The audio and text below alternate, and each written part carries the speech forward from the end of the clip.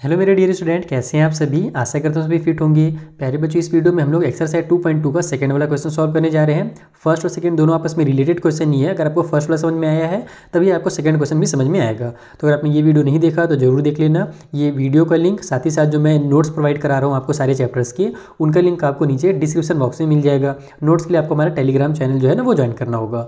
चलिए स्टार्ट करते हैं और सेकंड वाले क्वेश्चन में हमसे क्या बोल रहा है ये समझते हैं। देखो यहाँ पर बोल रहा है कि find a quadratic polynomial each with the given numbers as the sum and product of its zeros respectively। यानी कि यहाँ पर ये जो आपको नंबर दिख रहे हैं ना, ये सम ऑफ जीरो है और ये प्रोडक्ट ऑफ जीरो है। अब सम ऑफ जीरो और प्रोडक्ट ऑफ जीरो क्या होता है, ये मैंने आपको पिछले वाले वीडियो में समझाया था कि किसी भी क्वाड्रेटिक पॉलिनोमियल में हमारे पास जो उसके जीरोज़ होते हैं उनका और कोएफिशिएंट के बीच में रिलेशन होता है। तो जीरो जो होते हैं वो हमारा क्या होता है, sum of zero equal to minus B by A होता है, और जो हमारा प्रोडक्ट होता है वो सी बाई ए होता है। अब ये सब चीज़ जो मैं बोल रहा हूँ ना, ये आपको तभी समझ में आएगा जब आपने ये इंट्रो वाला पार्ट देखा होगा, पहला वाला पार्ट देखा होगा। तो वो वीडियो आप जरूर से जरूर देखिएगा। तो अपने को वही यहाँ पर a प्लस बी का वैल्यू दिया हुआ है, यानी सम ऑफ जीरो दिया हुआ है, और यहाँ पर प्रोडक्ट ऑफ जीरो दिया हुआ है। हमको इनका यूज़ करके इस तरीके के जो इक्वेशन है वो फाइंड करने हैं। तो कैसे फाइंड करेंगे, आइए मैं छोटा सा इंट्रोडक्शन के साथ ही इसको आपको जल्दी से समझा देता हूँ। तो देखो यहाँ पर हम लोग मान लेंगे कि जो हमारा क्वाड्रेटिक पॉलिनोमियल है वो है A X square plus B X plus C. कोई भी जो क्वाड्रेटिक पॉलिनोमियल होता है ना वो इसी फॉर्म में होता है। ठीक है, यहाँ पर हमारे पास जो एक्स स्क्वायर है उसका ये कोएफिशिएंट होता है बी, ये जो x है इसका कोएफिशिएंट b है, और लास्ट में हमारा कांस्टेंट टर्म होता है, यानी कि कोई भी नंबर होता है। जैसे कि अगर मैं एग्जांपल के थ्रू आपको समझाऊं तो जैसे मान लो हमारा 4x स्क्वायर है ना, माइनस में 2x और प्लस में 8, ये एक हमने क्वाड्रेटिक पॉलिनोमियल बना लिया। इसमें ये जो 8 है ना वही c है, कांस्टेंट टर्म होता है। बीच में हमारा x के साथ एक क्या बोलते हैं कोएफिशिएंट होता है, तो यहाँ पर वो मैंने b नाम दिया है, वही यहाँ पर -2 है। और यहाँ पर जो x का स्क्वायर उसके साथ एक हमारा कोएफिशिएंट होता है जो कि a है और उसका वैल्यू 4 है। ठीक है, तो ये मैंने बस आपको एग्जाम्पल के थ्रू समझाया कि इस तरीके से हमारा कोई भी पॉलिनोमियल होता है और उसका जो फॉर्म होता है वो ये होता है। अब हम लोग मान लेते हैं एंड, ये तो हमने माना है, साथ ही साथ हम लोग मान लेते हैं कि जो उसके जीरो हैं वो कौन कौन से हैं। तो अल्फ़ा एंड बीटा, अल्फ़ा और बीटा उसके दो जीरो है, alpha and beta are zeros. ठीक है, अब क्या होता है किसी भी क्वाड्रेटिक पॉलिनोमियल में कि जीरो का और कोएफिशिएंट के बीच में एक रिलेशन होता है।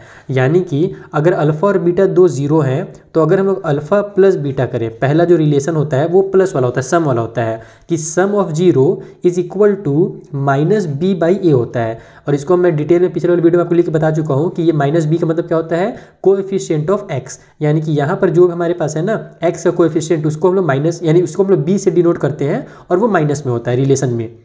और उसी तरीके से नीचे में a जो है वो कोएफिशिएंट ऑफ x का स्क्वायर होता है। तो ये सब देखो, जो मैं चीज़ बोल रहा हूँ बार बार ना, कोएफिशिएंट वगैरह ये सब डिटेल में मैंने पिछले वाले वीडियो में बताया इंट्रो वाले पार्ट में, तो वो वीडियो आप जरूर से जरूर देखना। ठीक है, तो ये रिलेशन होता है alpha plus beta minus B by A होता है। और हमको क्या दिया हुआ है, इसका ही वैल्यू जो है हमको देखो दो चीज़ दिया हुआ है। पहले वाले क्वेश्चन में हमसे बोला है कि दो जो नंबर हमको दिए हुए हैं 1/4 एंड कॉमा करके -1 लिखा हुआ है। तो ये जो 1/4 है ना ये सम ऑफ जीरो है। तो हम यहाँ पर ये देखो, ये तो आपको समझ में आ गया इतना चीज़। अब हम लोग लिखेंगे वी है, हमारे पास जो है वो अल्फ़ा प्लस बीटा, यानी कि माइनस बी बाई में ए का जो वैल्यू है वो 1/4 दिया हुआ है। साथ ही साथ अल्फ़ा इंटू बीटा होता है, ये पहला रिलेशन था। दूसरा रिलेशन क्या होता है, ये हमारा पहला रिलेशन हो गया। इधर मैं दूसरा रिलेशन बता रहा हूँ जहाँ पर हम लोग प्रोडक्ट जब करते हैं दोनों जीरो का, अल्फ़ा इंटू जब बीटा करते हैं तो वो सी बाई ए के फॉर्म में आता है, यानी कि कांस्टेंट टर्म ऊपर रहता है और नीचे में हमारे पास कोएफिशिएंट ऑफ एक्स का स्क्वायर होता है। तो अल्फ़ा इंटू बीटा जो है वो सी बाई ए होता है, और वो अपने को कितना दिया हुआ है, वो अपने को -1 दिया हुआ है। अब यहाँ से हम लोग कंपेयर करके इसमें से ए और बी के जो वैल्यूज़ है वो निकाल करके निकालेंगे। तो उसको निकालने का सबसे इजी तरीका क्या है, आप क्या करो, देखो यहाँ पर जो हमारा a है और यहाँ भी a है, तो a का वैल्यू यहाँ तो 4 दिख रहा है लेकिन यहाँ पर कुछ नहीं है। तो हम लोग इसको क्या बनाएंगे, 4 बनाने की कोशिश करेंगे। अब -1 को 4 कैसे बनाया जा सकता है, तो -1 को हम लोग क्या लिख सकते हैं, -4 डिवाइड बाई में 4, क्योंकि -4 और डिवाइड बाई में जब 4 करेंगे तो हमारा वैल्यू -1 ही आएगा। बस उससे फ़ायदा क्या होगा कि कंपेयर हो जाएगा। देखो यहाँ से a की वैल्यू 4 आ रही है, यहाँ भी a की वैल्यू 4 है, तो आप इसको कंपेयर करके लिखो कि सो यहाँ से हमको ये पता चल रहा है कि का जो वैल्यू होगा वो 4 होगा, b का वैल्यू देखो कितना होगा, तो यहाँ माइनस b जो है वो 1 आया है। ध्यान रखना कि माइनस b का वैल्यू हमको 1 दिया हुआ है, तो जो b का वैल्यू होगा वो -1 हो जाएगा, क्योंकि अगर b का वैल्यू -1 रहेगा तभी तो हमारे पास अगर -b रहे तो उस कंडीशन में माइनस और फिर -1 मिल करके +1 बनेंगे। कहने का मतलब है कि b का वैल्यू अगर -1 रहे होगा तभी जा करके -b का वैल्यू +1 बनता है। समझ में आया मेरी बात? तो जैसे यहाँ पर मैंने इसको सॉल्व करके भी आपको बता दिया, इस तरीके से बनता है। तो जो b का वैल्यू होगा वो -1 होगा, और जो c है उसका वैल्यू आप लोग देखो यहाँ पर c का वैल्यू कितना आ रहा है, -4 आ रहा है ऊपर में, तो c का वैल्यू -4 होगा। इस तरीके से आपको इसको सॉल्व करना था। ठीक है, तो अब यहाँ से a b और c का वैल्यू मिल गया, तो अब हम इसको इक्वेशन का फॉर्म में बना देते हैं। हम इक्वेशन क्या जानते हैं, इक्वेशन होता है ax² + bx + c, इस फॉर्म में इक्वेशन होता है। तो a की जगह में 4 रख दो तो 4x² हो जाएगा, प्लस में bx है तो b की जगह में -1 है तो -1x रख दो, और प्लस में c है तो c की जगह में -4 है तो -4 रख दो। इसको ब्रैकेट खोल के थोड़ा सॉल्व भी कर दो, तो ये बन जाएगा हमारा यहाँ से 4x² -1x, तो इसको मैं 1 को हटा देता हूँ, डायरेक्ट -x लिख देता हूँ, और प्लस माइनस का 4।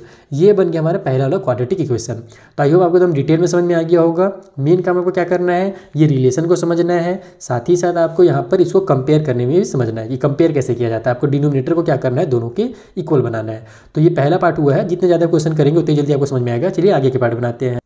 तो देखो जो हमारा सेकेंड पार्ट है वहाँ पर हमको 2 नंबर दिए हुए हैं। पहला जो सम ऑफ जीरो है वो √2 दिया हुआ है, और प्रोडक्ट ऑफ जीरो जो है वो 1/3 दिया हुआ है। तो सम ऑफ जीरो यानी अल्फा प्लस बीटा √2 हो गया, एंड प्रोडक्ट ऑफ जीरो यानी अल्फा इंटू बीटा जो है वो हमको 1/3 दिया हुआ है।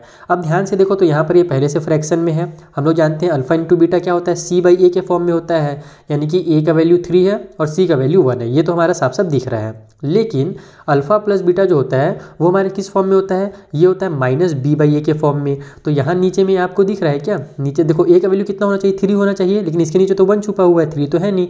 तो अब मैं इसको क्या कर सकता हूँ, यानी कि इसको अगर मुझे यहाँ पर 3 लाना है तो मैं कैसे लिख सकता हूँ, तो इसको मैं ऐसे लिख सकता हूँ। देखो मैं ऊपर में भी 3 से मल्टीप्लाई कर दूंगा, √2 का जो √2 है उसका 3 से मल्टीप्लाई कर दूंगा, और नीचे भी 3 लिख दूंगा। तो इससे होगा क्या कि 3 और 3 कैंसिल हो जाएगा, बचेगा √2। तो लेकिन इससे लिखने से फ़ायदा ये हुआ कि अब a का वैल्यू यहाँ भी 3 आ गया, a का वैल्यू यहाँ भी 3 आ गया। तो अब हम लोग लिखेंगे कि a का वैल्यू 3 है, b का वैल्यू देखो हमारे पास यहाँ पर -b का वैल्यू √2 है, इसका मतलब b का वैल्यू -√2 होगा। ये ध्यान रखना है आपको, ठीक है। लेकिन यहाँ पर एक्चुअल में b का वैल्यू इसको हम लोग नहीं लेंगे ना, हम लोग जब कंपेयर करने के लिए a का जो वैल्यू बना है वो वाला लेंगे। तो यहाँ पर 3√2 आ रहा था ना, तो b का वैल्यू -3√2 होगा, और c का वैल्यू यहीं से डायरेक्ट उतार दो, c = 1 हो गया। अब हम लोग अपना जो फॉर्मूला है ax² प्लस में bx प्लस c, इस फॉर्म में जो हमारा पॉलिनोमियल होता है इसमें पुट कर देंगे। a की जगह पर 3 निकला है तो 3x² हो जाएगा, प्लस bx है तो माइनस में 3√2x हो जाएगा। ठीक है, ब्रैकेट में कर दो क्योंकि ये प्लस माइनस साथ में टकरा रहे हैं, और प्लस में c है जो कि 1 आ गया है। अब इसको सॉल्व कर लो तो 3x² हो गया, माइनस में 3√2x हो गया, और प्लस में 1। तो दूसरे वाले क्वेश्चन के लिए ये इसका इक्वेशन बनेगा। इस तरीके से आपको सेकंड पार्ट करना था। चलिए आगे बढ़ते हैं। तो देखो जो थर्ड पार्ट है वहाँ पर 0 एंड रूट में 5 दिया हुआ है, यानी कि alpha plus beta some of zero जो है, देखो डिटेल में मैं नहीं लिख रहा हूँ बार बार, लेकिन जो मैंने क्वेश्चन में 1 में लिखा हुआ था ना कि let the sum of zero alpha plus beta, इस टाइप से आप लोग लिखोगे कि जो सम यानी जो जीरो है वो अल्फा प्लस बीटा है, और जो हमारा क्या बोलते हैं इक्वेशन है वो ax² + bx + c के फॉर्म में होता है। ये सब चीज़ आप लिखोगे एग्जाम में जब बनाओगे। तो मैं डायरेक्ट बता रहा हूँ कि अल्फा प्लस बीटा का वैल्यू 0 दिया हुआ है। ठीक है, यहाँ पर पहले काम करते हैं, इसको मैं -b/a के फॉर्म में लिखता हूँ कि -b/a का जो वैल्यू है वो अपने को दिया हुआ है 0, और उसी तरीके से अल्फ़ा इंटू बीटा जो कि c/a के फॉर्म में होता है ये हमको √5 दिया हुआ है। तो अब तो हमारा काम और आसान हो गया। बोलो कैसे सर, इस बार तो फ्रैक्शन भी नहीं है, हमको तो पता ही नहीं चल रहा है कि a का वैल्यू क्या है। पहले और दूसरे क्वेश्चन में तो हमको a का वैल्यू मिल जा रहा था, तब हम लोग दूसरे वाले में a का वैल्यू बना रहे थे। तो इस बार और आसानी इसलिए हो गया क्योंकि दोनों के नीचे में देखो 1 तो छुपा ही हुआ है, यहाँ भी 1 है और यहाँ भी 1 हम जानते ही हैं। तो a का वैल्यू यहाँ से भी 1 हो गया और यहाँ भी 1 हो गया, तो दोनों में a का वैल्यू सेम आ गया, यानी कि a का वैल्यू 1 होगा। b का वैल्यू कितना होगा भैया, तो b का वैल्यू 0 होगा। अगर माइनस भी दिया हुआ है तो हम लोग यहाँ पर अगर मैं -0 लिखूंगा तो -0 क्या होता है, 0 ही तो होता है ना, तो b का वैल्यू यहाँ से 0 ही होगा, -0 लिखने की जरूरत नहीं है। और c का जो वैल्यू होगा वो √5 होगा। अब हमारा इक्वेशन भी थोड़ा मज़ेदार बनेगा देखो इस तरीके से ax² plus bx plus c। मैं बार बार इसलिए लिख रहा हूँ ताकि आपके दिमाग में ये जो इक्वेशन है फिट हो जाए। तो a की जगह में 1 है तो 1x का स्क्वायर हो जाएगा, प्लस bx है तो 0x हो जाएगा, प्लस c है तो √5 हो जाएगा। अब अगर आप इसको सॉल्व करोगे तो ये बनेगा मेरा x², 0 का x से मल्टीप्लाई होगा तो ये तो 0 हो जाएगा, लिखने की जरूरत ही नहीं है, प्लस में √5। तो ये हमारा इक्वेशन बन गया। तो इस तरीके से आपको क्वेश्चन नंबर 3 सॉल्व करना था। तो देखा आपने, जब एक बार अपना कॉन्सेप्ट क्लियर हो जाता है ना वन क्वेश्चन में, पहले वाले क्वेश्चन में, तो सारे क्वेश्चन बहुत आसानी से सॉल्व होते हैं। चलिए जल्दी से बचे हुए क्वेश्चन भी सॉल्व करें। सो फोर्थ वाले में भी हमको इजी नंबर दिए हुए हैं, 1 and 1 दिया हुआ है, यानी कि अल्फा प्लस बीटा का वैल्यू भी 1 है। चलो मैं पहले इसको -b/a के फॉर्म में लिखता हूँ। -b/a का जो वैल्यू है वो 1 है, और अल्फा इंटू बीटा का जो वैल्यू है वो भी 1 दिया हुआ है, यानी कि c/a का वैल्यू भी 1 है। तो यहाँ पर भी नीचे 1 छुपा हुआ है, यहाँ भी नीचे 1 छुपा हुआ है। इसका मतलब कि जो a का वैल्यू होगा, इसको आप लोग अच्छे से शो भी करोगे ना कि नीचे में 1 छुपा हुआ है, इसका मतलब नीचे में एक 1 है। ठीक है, तो a का वैल्यू यहाँ से क्या हो गया, 1 हो गया। b का वैल्यू कितना हो जाएगा, -b का वैल्यू 1 है तो प्लस वाले b का वैल्यू -1 हो जाएगा। और उसी तरीके से c का वैल्यू भी हमारे पास 1 दिया हुआ है। तो बस यहीं पर मैं इक्वेशन बना के लिख देता हूँ कि ax² प्लस bx और प्लस में c, यानी कि हमारा यहाँ से 1x² हो जाएगा, फिर यहाँ पर प्लस के साइन के साथ -1x होगा क्योंकि b का वैल्यू -1 है, और प्लस में c की जगह पर भी 1 रहेगा। तो ये एक्चुअल में हमारा x² -x हो जाएगा, 1 का x से मल्टीप्लाई होगा तो प्लस माइनस -1x हो गया, और प्लस में 1। ये बन गया हमारा फोर्थ वाला इक्वेशन।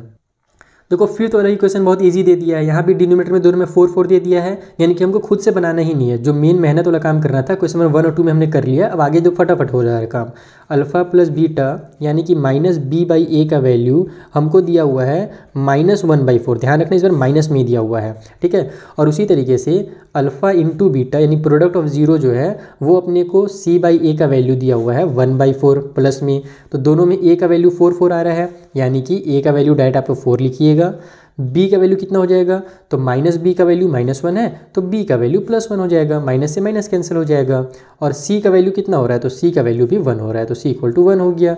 यहाँ पर इक्वेशन लिख देता हूँ मैं, ax², मैं डायरेक्ट इस पर इक्वेशन बनाता हूँ ना, देखता हूँ आपको समझ में आता है कि नहीं।